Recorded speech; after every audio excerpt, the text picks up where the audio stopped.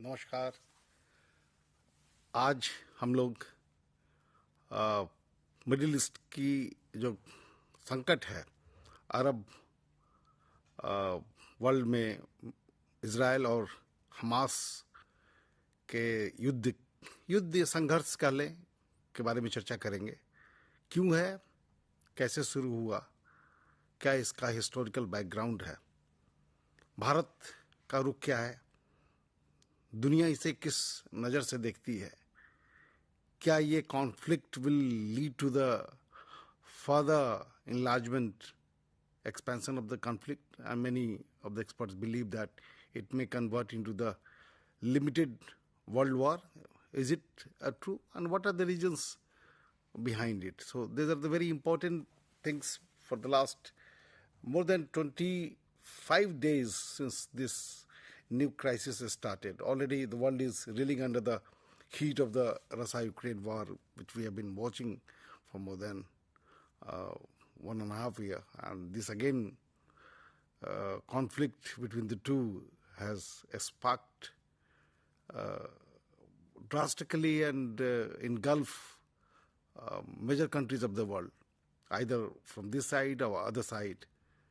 But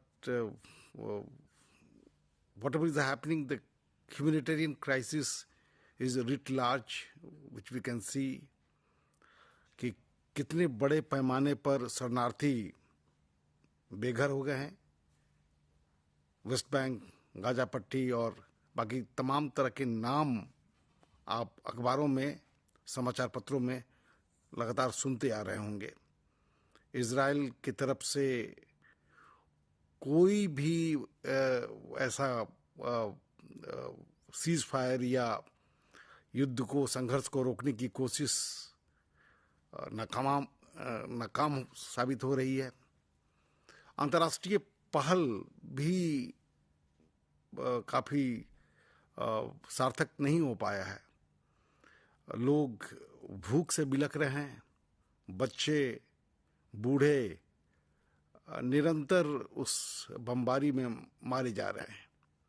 आखिर ये हुआ क्यों, कैसे हुआ, इन तमाम चीज़ों की जानकारी एक विद्यार्थी के रूप में हम सबको समझना जरूरी है। और वो राजनीति विज्ञान के विभिन्न कोर्सेज में, जो बीए और एमए के कोर्सेज हैं, MPG 001 India in the world, या बीए के कोर्सेज में 142, बीजेपी 142, 144, लार्जली आप इसका रिफ्लेक्शन देखेंगे कि दुनिया में जो घटनाएं हो रही हैं उसका ऐतिहासिक पृष्ठभूमि के साथ उसका चित्रण बहुत ज़रूरी है। तो हमास जिसका नाम आप सुनते हैं, ये क्या है?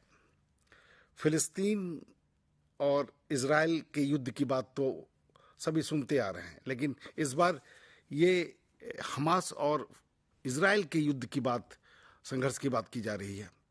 तो कैसे ये अलग है, इसके बारे में भी जानना जरूरी है।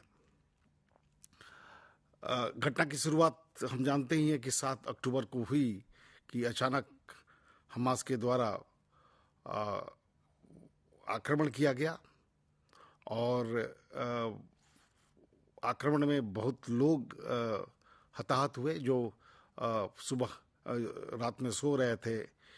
तमाम बुजुर्ग, महिलाएं, बच्चे इस घटना से हताहत हुए। ये उसी तरह की घटना थी, एक आतंकी आक्रमण था जिस तरह का 9/11 की घटना थी।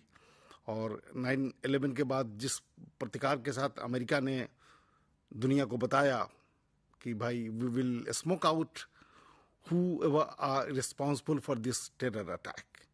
In the same tone and texture, Israel's Prime Minister Netanyahu did the same thing, and he categorically said it that we are not going to leave out whoever have done it. And that is how from the day, next day, Israeli forces are trying to navigate and curb each and every members of the Hamas from the Gaza Patti and West Bank. Though it is a very difficult task, it is not possible to clean them or control them, because there are many tunnels have been in the last few years have been built where Hamas are operating from there, and it is a mixed like water and milk. So large members of the Hamas who have mixed up with the citizenry of the larger populace, and that is a very difficult to segregate them and kill them. So that is a very difficult task. But let's try to identify the causes of this conflict. ये फिलिस्तीन और Israel का द्वंद्व बहुत पुराना है. अगर इतिहास में इसे जगह खोजने की कोशिश करें तो ये दुनिया का सबसे हमको लगता है कि पुराना कॉन्फ्लिक्ट है जो अभी भी अनरिजॉल्व है. इसका ट्रेसेस आपको 19th सेंचुरी में मिलेगा, जब एक यहूदी राष्ट्र के स्थापना के लिए जगह खोजा जा रहा था कि यहूदी देश कहाँ पर बनेगा. और वो द्वंद्व 19वीं शताब्दी में और 20वीं शताब्दी के शुरुआत में बड़ी मजबूती के साथ लगा रहा, और यूरोप के कुछ जगहों पर तलाशने की कोशिश की गई. लेकिन अंत में 1947 में यूएन जनरल असेंबली के द्वारा यह तय हुआ कि जो फिलिस्तीन का एरिया है और जो बर्थ प्लेस माना जाता है जेरूसलम, वो यहूदियों का बर्थ प्लेस है, वो ओरिजिन है, वो कई शताब्दियों से माना जाता है कि वो उनका घर है, वहीं पर उनको स्थापित किया जाएगा. द्वितीय विश्व युद्ध में भी यहूदियों को लेकर जो समस्याएं पूरी दुनिया के सामने हिटलर के साथ वो इतिहास की किताबों में दर्ज है कि किस तरीके से उनकी दर्दनाक गैस चैम्बर में यहूदियों के साथ बर्ताव किया गया, हजारों लाखों लोग मारे गए थे. तो एक द्वंद्व, एक ऐसी परिस्थिति, एक ऐसा जगह जरूरी था जहाँ पर यहूदियों को बसाया जाए और उन्हें स्थापित किया जाए. ब्रिटेन इसके पक्ष में था और बाकी यूरोपीय देश भी इसके साथ थे. तो 1947 में फाइनली मई 1948 में इजराइल का एक अलग देश के एक राज्य के रूप में जन्म होता है, और फिर से वहाँ पर इजराइल और फिलिस्तीन के बीच में जो टू नेशन थियरी की बात, कि एक ही जगह पर नेशन स्टेट की बात हम जानते हैं, राष्ट्र राज्य की बात तो हम जानते हैं कि एक देश होता है और उस देश को संयमित करने के लिए, संचालित करने के लिए राज्य होता है, और जिसे राष्ट्र राज्य के रूप में हम जानते हैं. And they have a government, they have a particular territory where the sovereignty of a particular state is being operational. But here there are two nations. There is one Israel, there is another Philistine, and the territory are more or like the same. So during the through the UN declaration and before the UN declaration, Balfour declarations, all it demarcated almost 56% of the land to the Israel and 46% land to the Philistine. But the moment it was created, Palestine did not merely Palestine, but most of the Arab countries did not recognize the UN declarations of the two-nation theory, and they started intervening. Most of the countries surrounding the areas are Muslim countries, whether it is Jordan, Lebanon, Iran, Turkey. There are many countries which are surrounded, so they have their own stake, and that is how they started playing the role. And the conflict always remained alive, either intervention of the one or two, and there were many wars. उसके बाद से आप देखेंगे कि कई दर्दनाकपूर्ण युद्ध हुए, और वो युद्ध आज भी चल रहा है. लेकिन उसमें दो महत्वपूर्ण घटनाओं की चर्चा जरूरी है, क्योंकि 1967 का वार और 1973 का वार were a very defining moment for the territory, and this is how Israel gradually picked up the strength, and it was being supported by the European countries along with America, and that is how it managed to occupy the larger territory which were demarcated to the Philistine. and that is how it went on and on. And conflict, despite being the support of most of the Arab countries, it single-handedly maintained the supremacy and defeated in the sequence of war which took place either in 1967 or 1973 or 87. Whenever conflict emerged, Israel was victorious. The reason were many, but the largely reason was it was being supported by America and Western power. तो इस तरीके से वहाँ पर to nation की theory कभी भी अस्थायी रूप से दिखाई नहीं दी. अब हम यहाँ पर ये जानने की कोशिश करें कि हमास का जन्म कैसे हुआ. हमास एक यूरोपीय देशों की नज़र में एक टेररिस्ट ऑर्गेनाइजेशन है. इजराइल भी उसे टेररिस्ट ऑर्गेनाइजेशन मानता है, और जिस तरीके का 7 अक्टूबर को अटैक हुआ, उसे कई अन्य देश भी उसे आतंकी संगठन के रूप में देखने की शुरुआत करने लगे. लेकिन उसके कई अन्य स्वरूप भी हैं. The members of the Hamas, which originated in 1987, later on it started its radical instinct in the areas where the Philistines were located, largely in the West Bank, and earlier outfit of Philistine was Fatah. Fatah was an organization which had a mandate, but gradually it started declining and Hamas started climbing up. और 2006 का जो election फिलिस्तीन के भीतर हुआ, उसमें Hamas को majority मिली और फतह को बाहर कर दिया गया. दोनों के बीच में भी द्वंद्व हुए, दोनों के बीच में भी हमास और फतह के बीच में द्वंद्व हुए. लेकिन फतह की संख्या निरंतर कमज़ोर होती गई, समर्थन भी उसे कम मिलने लगे बाहरी शक्तियों के द्वारा, और हमास एक मजबूत ऑर्गेनाइजेशन के रूप में उभर कर सामने आया. तो उसका बाहरी स्वरूप भी है, एक पॉलिटिकल आउटफिट भी है, एक सोशल सेक्टर पे भी वो काम करता है. लोगों के बीच में महिलाओं और बच्चों के एजुकेशन से संबंधित, स्वास्थ्य की सेवाओं से लेकर उन तमाम तरह की चीज़ों जो एक स्टेट काम करता है, वो उसे करने की कोशिश करता है. तो कहने का अर्थ कि हमास एक पॉलिटिकल मैंडेट के साथ दुनिया को एक सूचना भी देना चाहता है कि we are the real Palestine and we are the representative of the Palestine and we are fighting for the cause of Palestine. अब उसकी क्या समझ है, व्हाट डज इट वांट? वो टू नेशन थियरी को पूरी तरह से नामंजूर करता है. It does not believe in the two nation theory.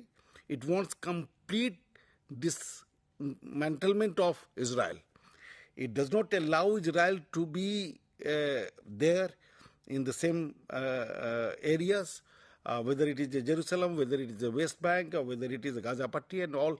So it wants to wipe out the Israel from there, which is not possible at all. तो वो उसका पहला ध्येय है. दूसरी तरफ इजराइल की क्या सोच है?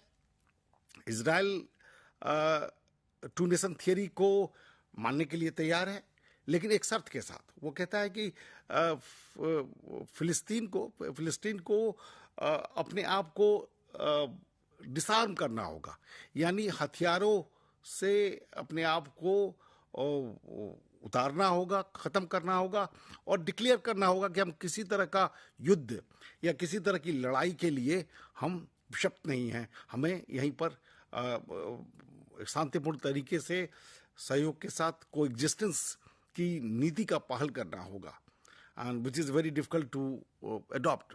तो ये कारण है, ये विवाद है. अब विवाद को कॉन्फ्लिक्ट करने का एक और कारण है.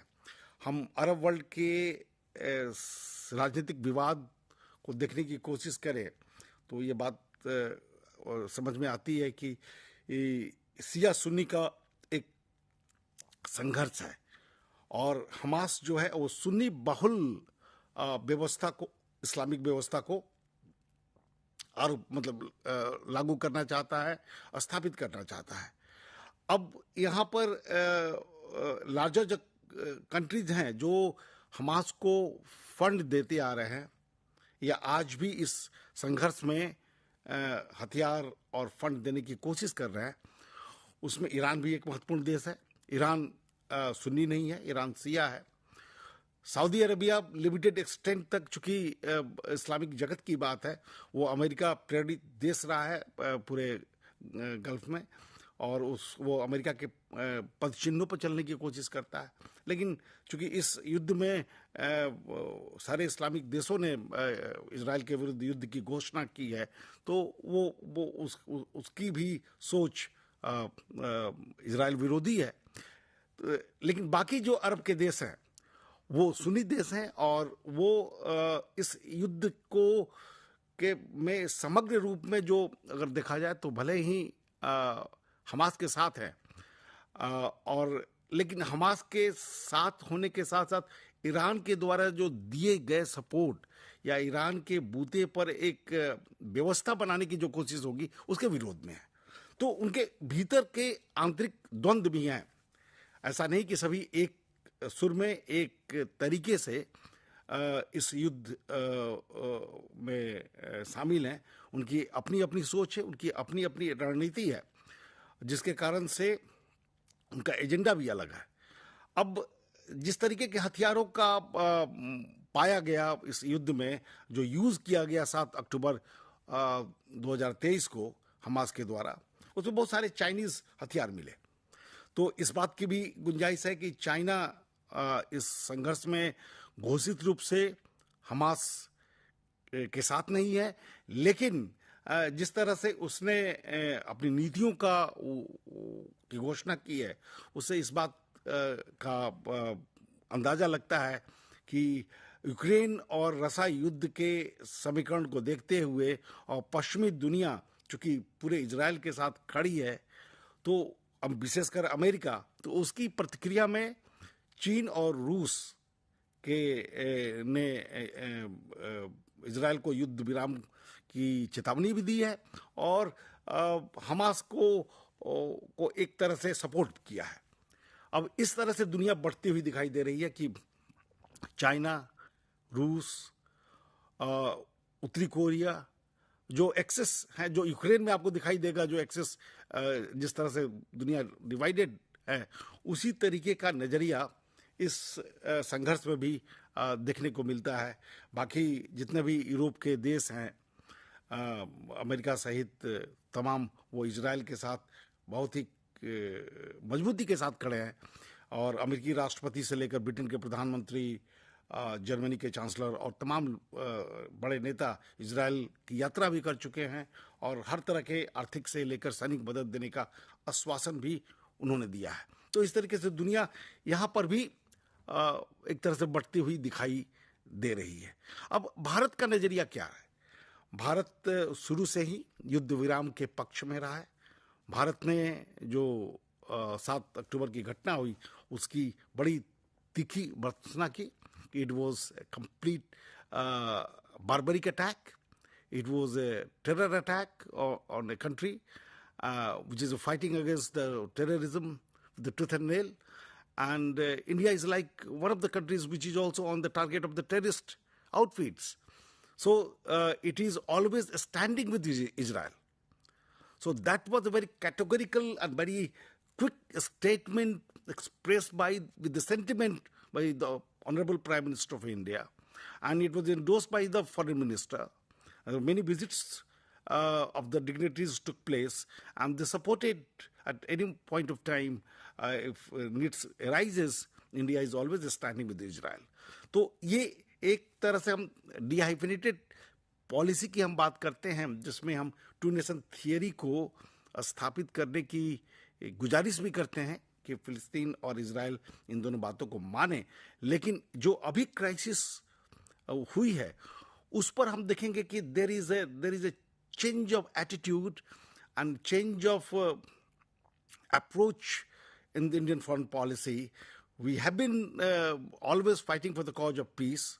We have been trying to establish the two-nation theory. But this time, when there was a terrorist attack, we felt the kind of sentiments which Israel is facing, the kind of problems which Israel is facing, which matches with the agony and troubles of India. तो उसे खत्म करने का किसी भी तरीके से भारत ने अपनी मंशा जाहिर की है। और हम जानते हैं कि इतिहास के पन्नों में भारतीय पृष्ठभूमि को इस संघर्ष के नज़रिए से देखें तो ये नज़र आता है कि दूसरी जब इजराइल की स्थापना होती है उस यूएन डिक्लेरेशन में गांधी जी जब तक जिंदा थे गांधी जी ने इजराइल को एक अलग नेशन स्टेट के रूप में उसका विरोध किया था और नहीं चाहते थे कि एक संघर्ष की स्थिति उत्पन्न हो। लेकिन उसके बाद हम फिलिस्तीन जनरेटेड अलग राष्ट्र बनने के बाद भी हमने इजराइल को मान्यता नहीं दी और पीएलओ जो फिलिस्तीन लिबरेशन आर्मी है उसको हमने डिप्लोमेटिक से नवाजा, डिप्लोमेटिक संबंधों से नवाजा। भारत शायद वो पहला नॉन अरब कंट्रीज होगा जिसने पीएलओ को डिप्लोमेटिक मोहलत दी और संबंध को स्थापित किया। ये स्थिति हमें लगता है कि 90 के दशक तक बनी रही। 90 के दशक में 1992 में पहली बार हम इजराइल के साथ अपने डिप्लोमेटिक रिलेशन को एस्टैब्लिश करने की कोशिश करते हैं और करते हैं। उसके बाद फिर 1999 में Israel became a very important partner of India, and it became the second most important countries in terms of supplying the arms to India after Russia.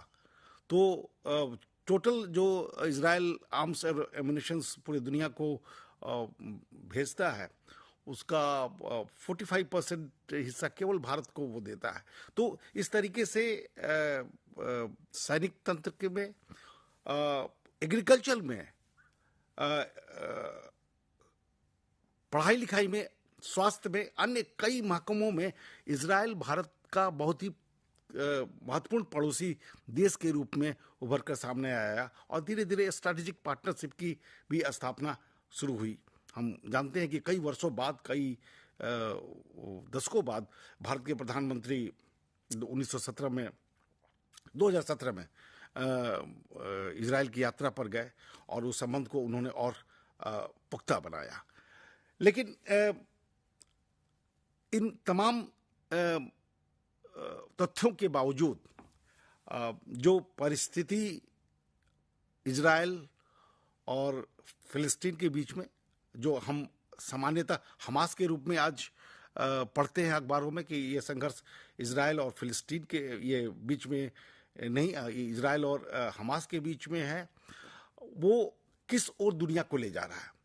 क्योंकि एक समय में अरब कंट्रीज तेल के उत्पादक का एक भंडार हुआ करता था और वहाँ पर किसी भी तरह की परेशानी से दुनिया में कई समस्याएं पैदा हो जाती थी एनर्जी को लेकर। वो आज भी हो रही हैं लेकिन वो उस रूप में नहीं जो 70s और 80s में हुआ करती थी।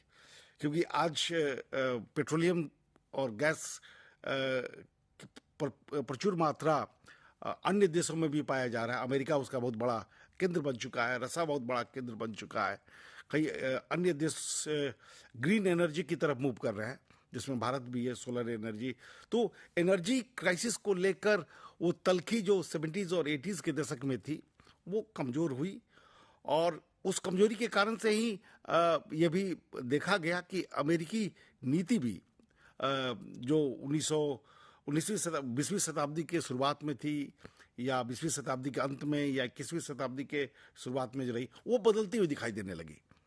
अमेरिका के लिए मिडिल ईस्ट उतना इम्पोर्टेंट नहीं रहा जितना कि कोल्ड वार के दौरान था और अमेरिका की निगाहें दुनिया के अन्य हिस्सों में विशेषकर ईस्ट एशिया में साउथ ईस्ट एशिया में ज़्यादा महत्वपूर्ण बनने लगी क्योंकि वहाँ पर ताइवान और चीन का संघर्ष की रूपरेखा दिखाई देने लगी।